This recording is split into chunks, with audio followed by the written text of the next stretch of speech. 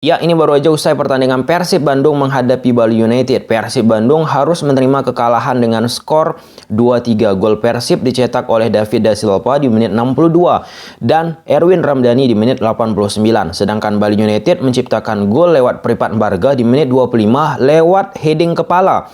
Kemudian Ilyas Pasujevic di menit 44 lewat heading kepala lagi, dan Muhammad Rohmat di menit 80 lewat permainan 1 lawan 1, permainan cepat, dan tercipta gol dari space yang tercipta.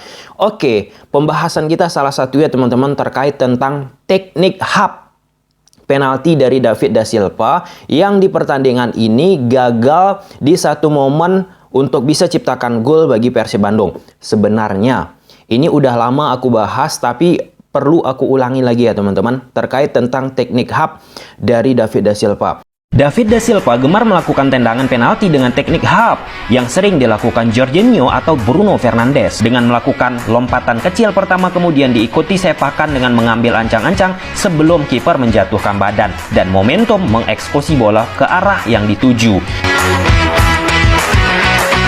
Dikutip dari The Athletic, Matt menjelaskan ada salah satu faktor mutlak yang harus dimiliki eksekutor untuk melakukan trik tersebut. Caranya adalah melihat di mana pergerakan penjaga gawang dan penendang sebisa mungkin menggunakan kaki kanan. Di match Barito versus Persib, kiper Barito Riyandi sangat tenang menghadapi dua momen krusial melawan David Da Silva.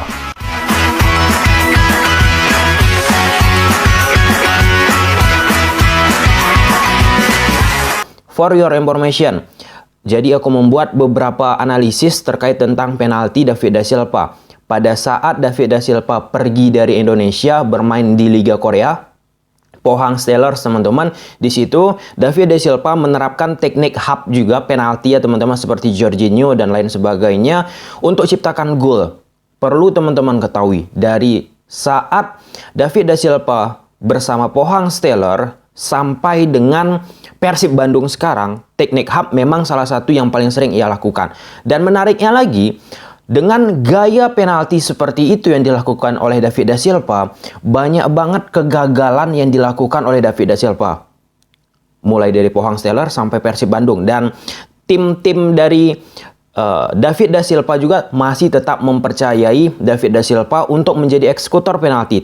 Padahal secara data teman-teman, ya David Da Silva, ya khususnya di musim ini aja lah, kita nggak usah bahas di musim-musim lalu yang kemarin, mungkin itu bisa dipatahkan argumennya, itu kan dulu bukan sekarang. Kalau kita bicara di awal-awal musim ini aja bisa kita saksikan ada beberapa momen di pertandingan ini gagal penalti, kemudian penalti kontroversi ketika beberapa waktu yang lalu teman-teman, 2 kali ya dilakukan teknik hub. Satu teknik hub gagal pertama teman-teman dan harus diulang atas keputusan wasit diulang, dan di momen kedua teknik hub yang dilakukan oleh David Da Silva tercipta gol. Ini perlu dievaluasi dengan bermain efektif, dengan mampu ciptakan gol di saat momen-momen tertentu teman-teman, itu penting banget bagi Persib Bandung. Gimana menurut kalian? Silahkan komen. Oke, kita bahas pertandingan ini. Di atas kertas Persib Bandung gunakan pola 4-3-3. Di atas kertas ya teman-teman, di dalam lapangan dinamis. Perubahan terjadi bagi Persib Bandung. Tanpa bola 4-4-2 dari Persib. Sedangkan Bali United gunakan pola 4-3-3 dari grafis taktikalnya tim produksi Liga 1 Indonesia. Nah, apa yang dilakukan oleh Bali United ini sebenarnya repetisi. Pengulangan yang memang suksesnya di Liga Indonesia. Nah, aku sempat ya teman-teman berkunjung ke media sosial dari Bali United, fans-fansnya, fanbase-nya. Ada tuh salah satu hal unik, 3 kata yang sering mereka ucapkan teman-teman ketika menonton Bali United. Pertama, permainan long ball ataupun crossing, heading kepala, gol. Dan itu terjadi memang apa yang dilakukan oleh Teko di Bali United untuk memanfaatkan bola-bola crossing ataupun bola-bola udara ya lewat pemain-pemain postur yang tinggi dalam menciptakan gol. Di Liga 1 hal tersebut berhasil. di AFC Cup itu sudah aku bahas ya teman-teman, udah aku buat analisisnya bahwa kesulitan bagi Bali United karena sudah mampu dibaca oleh pemain-pemain internasional, pemain-pemain lawan yang datang menghadapi Bali United. Bahkan analisis aku tersebut teman-teman ya dimention ya oleh salah satu fanbase gede dari pendukungnya Bali United, dan itu juga ia posting di media sosialnya bahwa menjadi bahan evaluasi harusnya. Nah, kalau kita lihat dari apa yang dilakukan oleh Teko seusai FC Cup sampai dengan pertandingan ini, treatmentnya tetap sama-sama aja. Apa yang dilakukan dengan bermain crossing, long ball, kemudian memanfaatkan Spaso Jepek ataupun Lian Pacheco, misalnya dua pemain tersebut gagal, manfaatkan orang ketiga dalam memanfaatkan bola udara, tetap dilakukan di repetisi. Kalau misalnya berhasil dengan cara tersebut, mengapa tidak terus-menerus dilakukan? Tetapi perlu digarisbawahi, Bali United ini kalau kita berkaca dengan gaya seperti itu, kalau diterapkan di pertandingan level Asia sudah terbukti sangat mengalami kesulitan. Oke, selain dari apa yang aku sampaikan tadi, salah satu yang sering lagi dilakukan oleh Bali United yaitu permainan defense counter, dari bertahan ke serangan balik teman-teman lewat Eber Besa, Pripat Barga, pokoknya dari pemain-pemain sayap kiri ataupun sayap kanan untuk mengajak lari pemain-pemain dari lawan. Di momen ini juga dialami oleh Persib Bandung, khususnya gol yang diciptakan ketiga ya, gol ketiga dari Bali United lewat Rahmat teman-teman, 1-1 step over individu mudah dilewati back dari Persib Bandung dan tercipta gol. Itu skema-skema yang lumrah dan biasa dimainkan oleh Bali United. Nah, kalau kita bicara tentang Persib Bandung teman-teman, ketika menghadapi Bali United mereka jelas kesulitan. Tapi sebelum itu, aku menariknya statement yang disampaikan oleh Coach Budiman sebelum pertandingan ini. Saywar sih menurut aku ya. Yaitu pada saat beliau katakan, tapi untuk besok saya main di rumah sendiri. Saya ingin jadi kuburan buat Bali besok.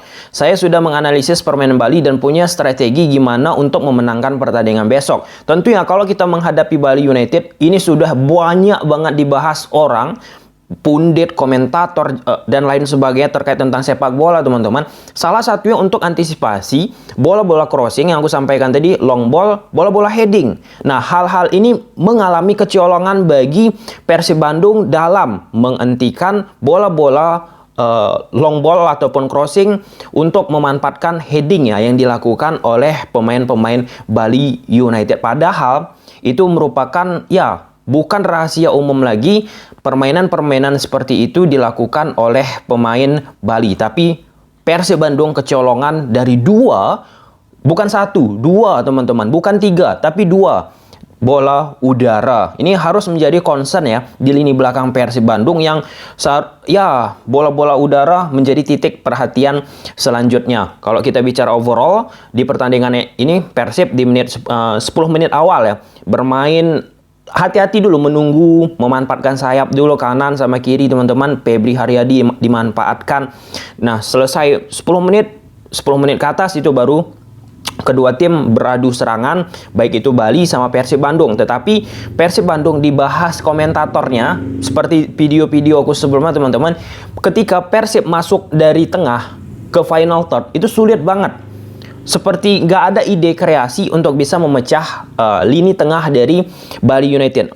Oleh karena itu bermainlah dari sektor sayap kiri, sektor sayap kanan. Kembali dimanfaatkan Febri Haryadi dan beberapa kali David Da Silva juga turun ambil bola. Sedangkan Ciro Alves teman-teman, di video sebelumnya udah aku bahas peran dari Ciro Alves ini ketika bersama Persib dengan Persikabo itu beda. Di Persikabo Ciro diberi kebebasan, sedangkan di Persib harus ada defense-nya juga. Harus mau mundur ke belakang dan tentunya harus bekerja ekstra keras dari Ciro Alves. Perlu waktu juga ya bagi aku untuk Ciro Alves. Di samping itu ada beberapa momen misalnya seperti Febri Haryadi yang sudah sebenarnya dapat kesempatan untuk memberikan bola cutback, bola passing balik teman-teman ke Ciro Alves. Itu ada di pertandingan. Ciro Alves juga mempertanyakan, why? Kenapa tidak diberikan kepada saya? Dan ya, hal-hal tersebut membuat Ciro Alves juga karena tidak memiliki umpan-umpan. Karena kan kalau kita bicara striker harus memiliki supply dari bola-bola yang matang. Hal itu belum begitu banyak yang didapat oleh Ciro Alves bersama Persib Bandung. Counter attack tetap dilakukan oleh Persib Bandung. Kalau kita bicara tentang babak kedua itu udah beda lagi ya teman-teman ya. Bali United bermain 10 pemain, ya jelas pemain-pemain Persib Bandung menguasai pertandingan. Aku nggak bahas tentang terjadinya pelanggaran ini itu, tapi yang aku apresiasi di pertandingan ini ya adalah sesuatu yang baru ya dari wasit yang memimpin. Dari sisi gestur lebih bagus, lebih pede, lebih mau mengajak diskusi asisten wasit, lebih mau ya memperingati pemain-pemain di lapangan dengan gaya yang ya patut disegani oleh pemain di lapangan. Nah, salah satu yang penting lagi, ini sempat ya udah disenggol oleh Luis Mia terkait tentang set play, identitas, karakter permainan Persib Bandung. Seperti yang kita ketahui, main bola itu kan secara kolektif, tim. Persib Bandung, kalau kita berkaca teman-teman, kalau nggak salah aku nih, David da Silva ciptakan 6 gol bagi Persib Bandung. 6 gol ya. Kalau misalnya salah, ralat aku teman-teman. Bayangkan, tim sebesar Persib bermain kerjasama kolektif 1-2 sentuhan dari permainan-permainan tim teman-teman belum mampu dia tunjukkan.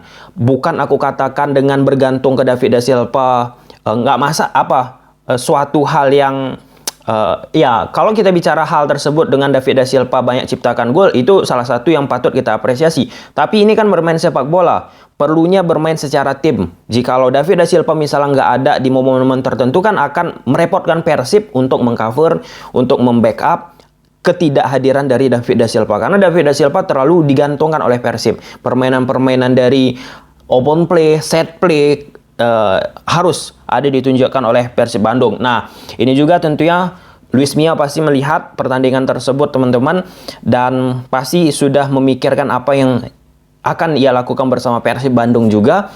Dan selebih itu ya wasit harus ya menjadi salah satu titik poin juga bagi Luis Mia agar dia tidak kaget ketika bersama Persib Bandung ataupun khususnya ketika bermain di Liga Indonesia, karena itu juga sudah banyak ya dimention oleh pelatih-pelatih yang ada di Liga Indonesia terkait tentang kepemimpinan wasit.